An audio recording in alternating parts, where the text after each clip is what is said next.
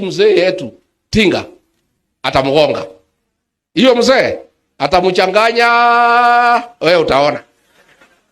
Na aliniambia hii mzee, wachia mimi. Siku alikuwa anataka kwenda EU, nikamuuliza agenda yako na hii mzee ni gani? Anasema acha hii mzee nitapanga . So wewe bwana Tinga, you are listening to people who have experience with that man. Sababu wewe ni mzee wetu na uliumia, we want to give you a small tip. Huyo mtu. Ladies and gentlemen, the reason I have begun this video with the clip of Rigathi Gachagua warning Raila Odinga is because of the information that I'm about to share with you. On 15th of October, after weeks of speculation about the health of Raila Odinga, news broke the internet that the former Prime Minister Right Honorable Raila Odinga was normal, that Raila Odinga had died during a treatment that was going on in India. Kenyans from all walks of life asked a lot of questions. Even before Kenyans could process the death of Raila Odinga, we were treated to a new surprise, that Raila Odinga had wished to be buried within 72 hours. Why?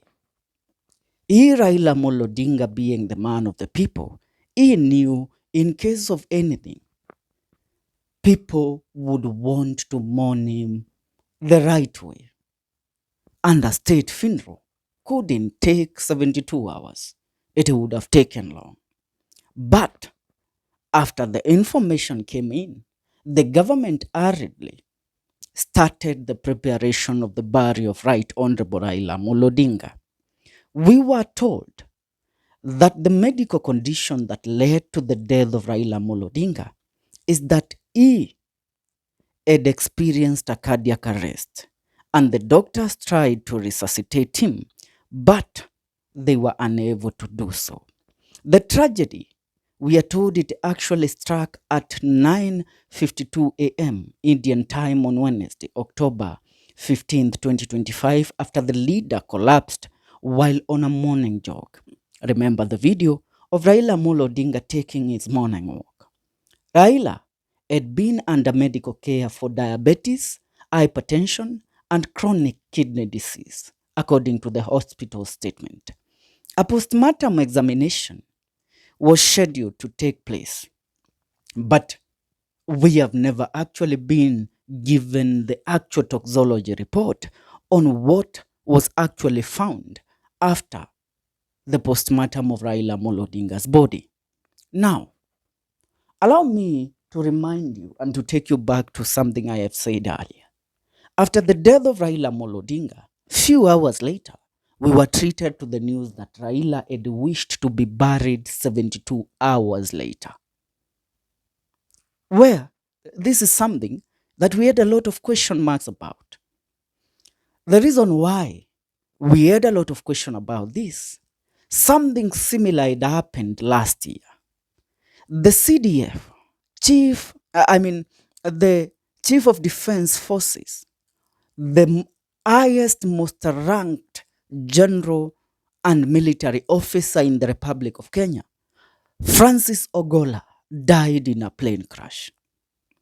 And after that information hit the headlines, less than 5 hours later, we were treated to the same news that we were treated with in Raila Odinga's case, that General Francis Ogolla had requested that if anything, and if he dies, he should be buried within 72 hours. Something that William RUTO told us that Ogolla's son had said to him.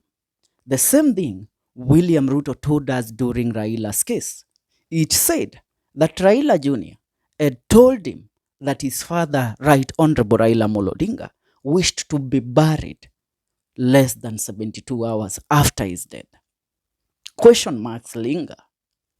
Now, according to a dossier that has been leaked as of today by an online intelligence platform called the Global Intelligence, it has opened a canon of worms that our curiosity has led us to dig deep into it.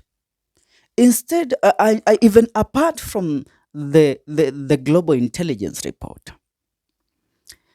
Raila Amolo Odinga had been a man of many things, but one thing that had proven as a routine in Raila Amolo Odinga's life is him being a man that loved exercise. And that is why question marks linger on the case of Raila Amolo Odinga experiencing a normal cardiac arrest that killed him. Because Raila was somebody that used to wake up every morning to go to the gym and to take his morning walks. So he was physically fit, even though he had some other pre-existing medical conditions. Let's get back to the issue of the toxicology report. According to the global intelligence, the rogue leaders and state agents, the toxicology, they say this. I read from the global intelligence platform on Platform X.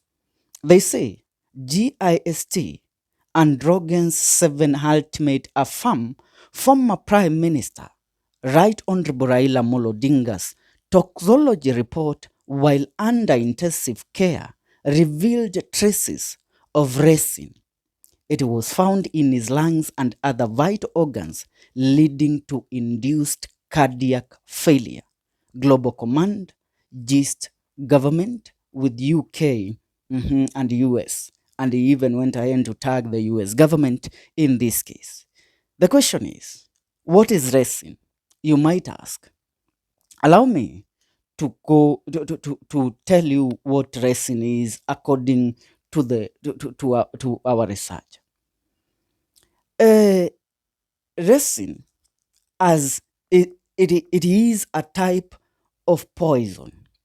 According to Google and the Wikipedia, resin is a carbohydrate binding protein and a highly potent toxin produced in seeds, but it's also a very poisonous. It is a potent toxin. It is toxic. Now, looking at this toxicology report, allow me to relate it to something that Maverick Aoko had said earlier, even before the death of Raila Amolo Odinga. 24 hours before Raila's death, Maverick Aoko had said and had revealed through a X platform that Raila Amolo Odinga was under intensive care unit in India, and that Raila Amolo Odinga had been poisoned while in Dubai, and the poison had been administered through his favorite whiskey. That is what Aoko said. And I have question marks until now. Because after Aoko said that Raila was intensive care unit, even though the family and the people around Raila denied, and even the ODM party denied that Raila Amolo Odinga was not sick or that there was nothing wrong with Raila, Aoko, having posted this message on Tuesday, on Wednesday morning is when we received the news that Raila Amolo Odinga is dead, which actually confirms that Aoko's intel was it was in a way correct. It was correct because the following morning, after she told us that Raila was in ICU, we received a report from official report that Raila is dead. And now, following the whole charade of 72 hours for Raila's burial, it also puts more question marks. And Raila, being the former Prime Minister of the Republic of Kenya and being accorded all the honors he was accorded during his burial, why hasn't his postmortem report or toxicology report been revealed to the public? What is there to hide? That is the question that I will also pose.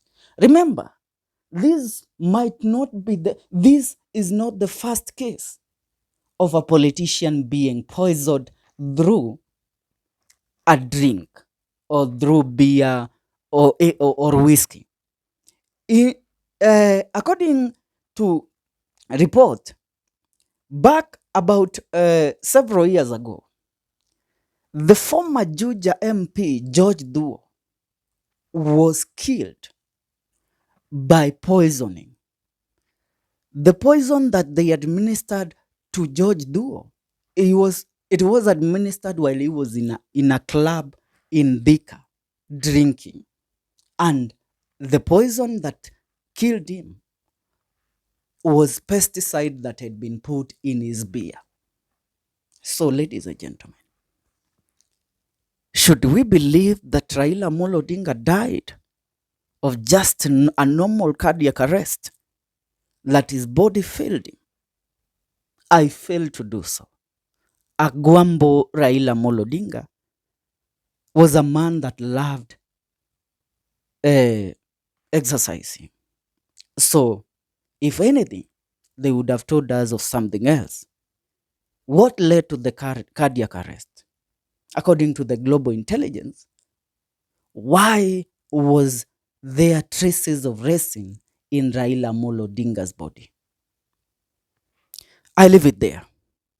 For now, it's upon you to fill in the blanks. Ladies and gentlemen, what is your take? Leave a comment on the comment section and remember to subscribe to the Kenyan Daily Report